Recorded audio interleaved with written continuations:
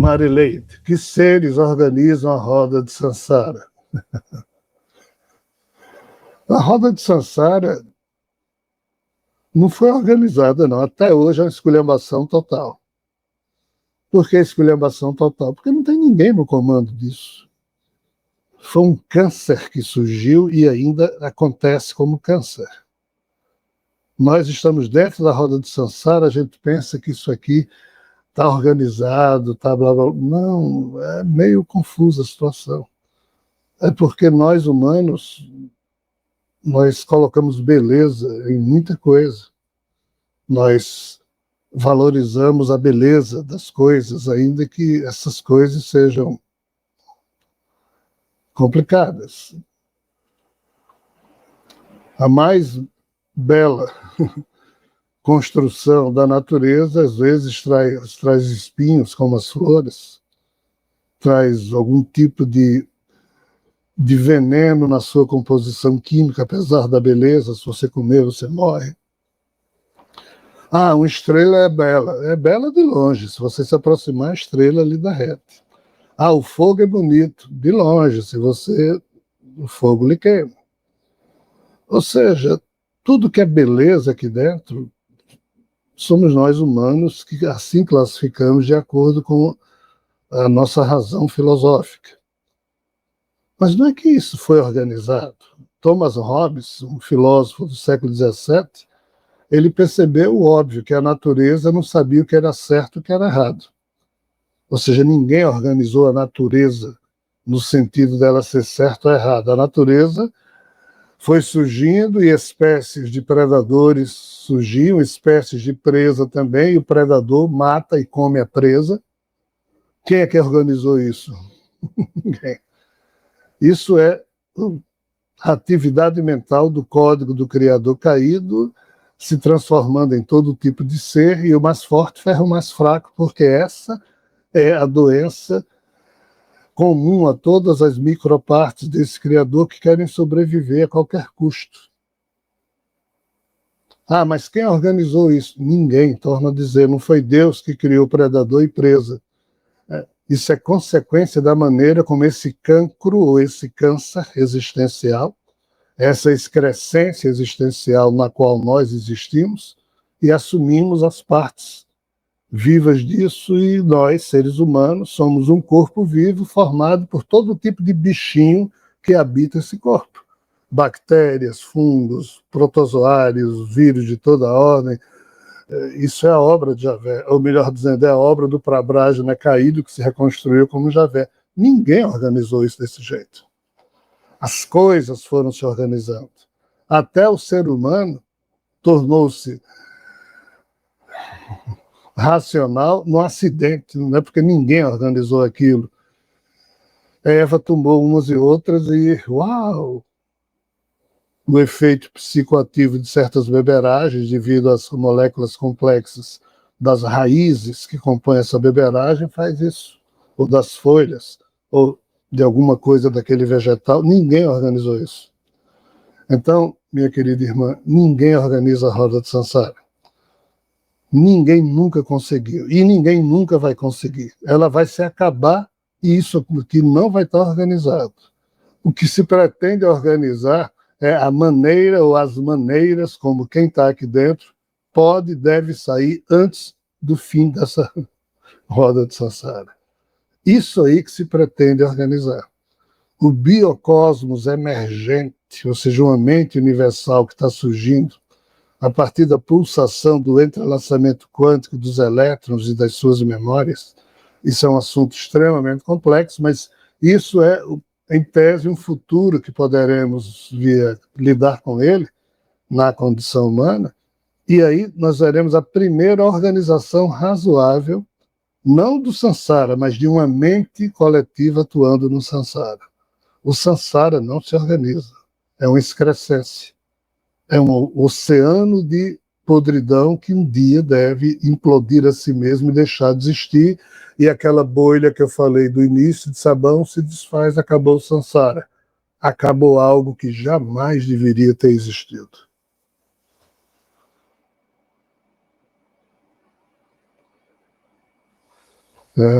Todos os seres passam por essa roda.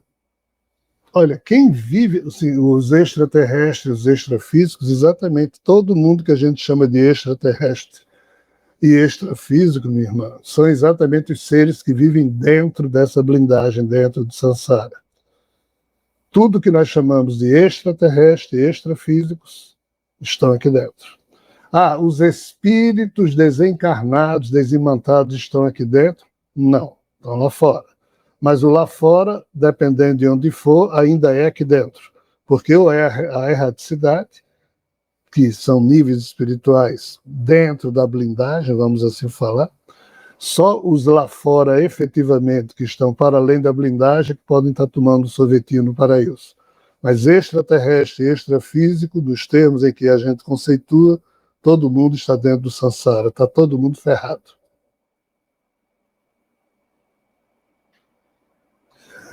Bem, eu acho que a gente já está se aproximando aqui da hora do fim. Vamos considerar essa pergunta como sendo a última. Rogério, um ser humano desperto, emancipado, teria a pergunta de Andria Brandão, não sei se é Andréia, mas aqui está escrito Andria Brandão.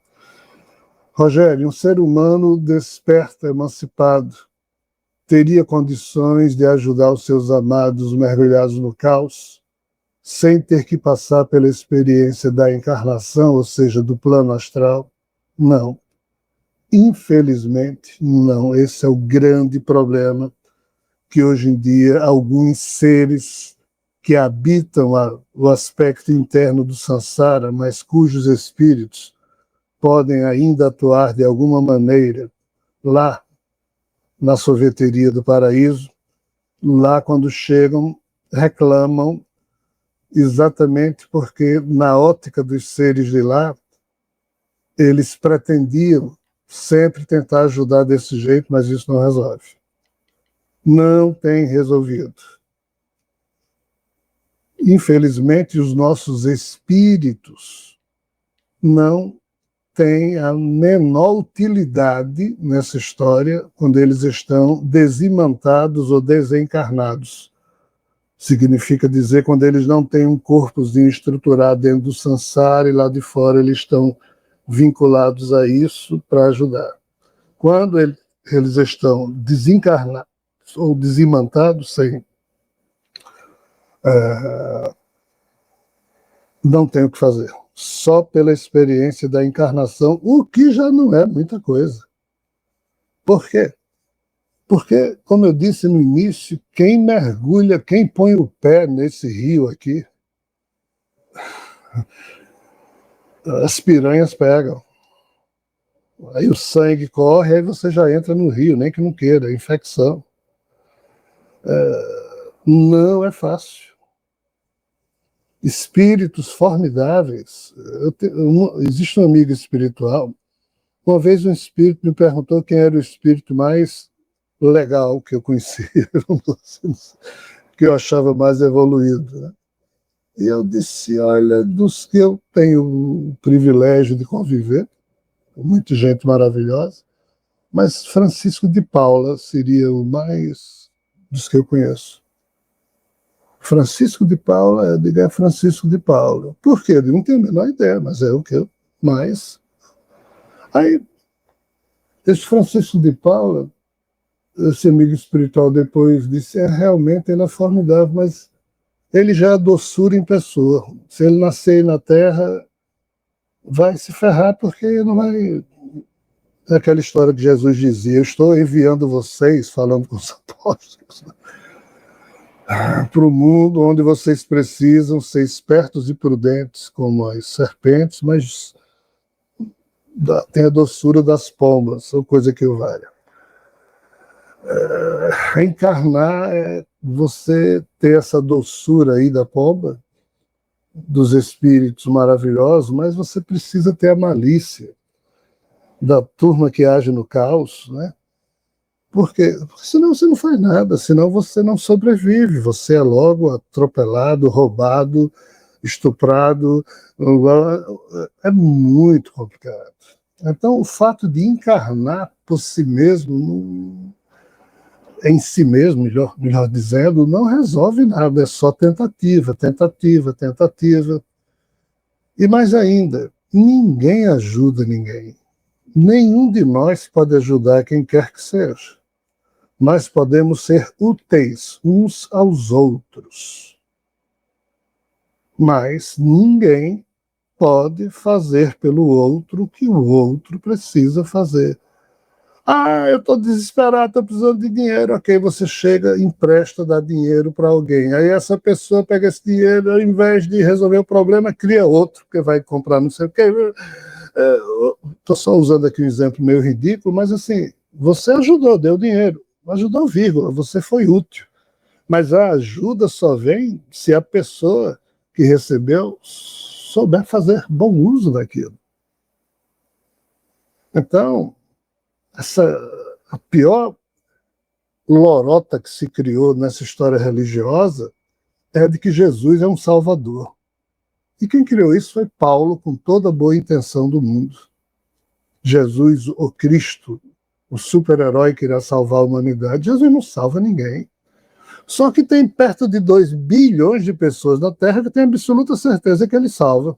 E o pior, estão esperando ele salvar. Até tem gente esperando arrebatamento, como se arrebatamento fosse salvação. Mas nem uma coisa nem outra, isso tudo são expressões de um tipo de religiosidade, de um infantilismo formidável. Por quê? Porque você não se salva no sentido de você se eleva, a sua vibração, a sua frequência em se modificando, aciona os padrões de ressonância com aquilo que lhe é ressonante, obviamente. Então, se sua frequência foi elevada, você sai disso. A samsara não puxa mais. Mas se sua frequência é primitiva, o samsara puxa. Ninguém lhe salva disso. Mesmo alguém que muito lhe ama, que nem precisava estar aqui, mas nasceu do seu lado, como pai, mãe, irmão, irmã, esposo, esposa, filho, filha, tio, cunhado, alguém que veio para essa vida para ficar perto uns 10, 20, 30 anos de outra pessoa para ver se ele consegue. Mas assim, não consegue. Porque o máximo que essa pessoa pode dar o amor dela, exemplo do que ela faz, mas não pode ficar, fulano, ele faça assim. Não, não existe isso. Ninguém pode patrulhar desse jeito, e isso nem funciona. Por quê? Porque não é de fora para dentro o processo. Tem que ser construído de dentro para fora. O ser humano tem que perceber que o sofrimento é uma M, descobrir a causação do sofrimento, não mais ficar cativo dessa causa, cessar o sofrimento em si e viver de maneira a homenagear a vida sem se preocupar com as figuras que promovem esse tipo de manutenção do samsara, que aí entra a tal da Trimurti, que foi perguntado aí. Mas não é que eles organizam, eles se locupletam em cima do caos. Os donos dos genos ou das locas desse universo vizinho são donos de abismos. Quando um deles diz, eu sou o Senhor Supremo de quê? Isso aqui é podridão organizada. Então, assim, é um nível de ignorância que prende até divindades que um dia explicaram o samsara pela primeira vez. Eles se dizem fora, mas estão aqui dentro. O samsara tem muitos níveis. Como alguém perguntou, tem extraterrestres, extrafísicos, e ainda tem uma turma aqui entre a blindagem e o que seriam esses dois universos, mas temos toda a eternidade para aprender certas coisas, ainda que aprender a como sair do samsara, a gente só tem durante o tempo em que o samsara existisse. Se o samsara lá na frente, quando isso se esgotar e ainda tiver partes aqui dentro apodrecidas, nem se ressuscita a mente do ser que causou isso, e aquele que ainda está sujo vão ter que arranjar outro sansarazinho para ele, ou seja, é metaverso cheio de problemas. Enfim, esse assunto deve ser motivo de reflexão de todos nós durante muito tempo, principalmente no sentido de nos convidar a nos tornarmos adultos, no sentido da compreensão, mas sempre criança, no sentido da espontaneidade existencial, mas direcionada aos valores supremos da sua consciência. Sem a consciência ativa, não tem como sair do samsara. E só você pode adubar, pegar sementes de princípios e propósitos maravilhosos e plantar em você mesmo, continuar a adubar, irrigar e fazendo com que esses núcleos mentais, que no sânscrito se chamam citas, cresçam como núcleos mentais da sua consciência e produzam frutos para que você, da sua riqueza interior, possa dar para aquele que está do seu lado. Se ele quiser se servir disso, bem, se não, você continua jogando as sementes de reflexão, os frutos do que você pode dar para os outros e que cada um faça bom uso ou não. Mas quem assim age, continua no seu caminho do meio até onde tiver que ir. Aqui, então, a gente para. Agradeço a vocês mais uma vez a paciência, o carinho, a conexão aí conosco.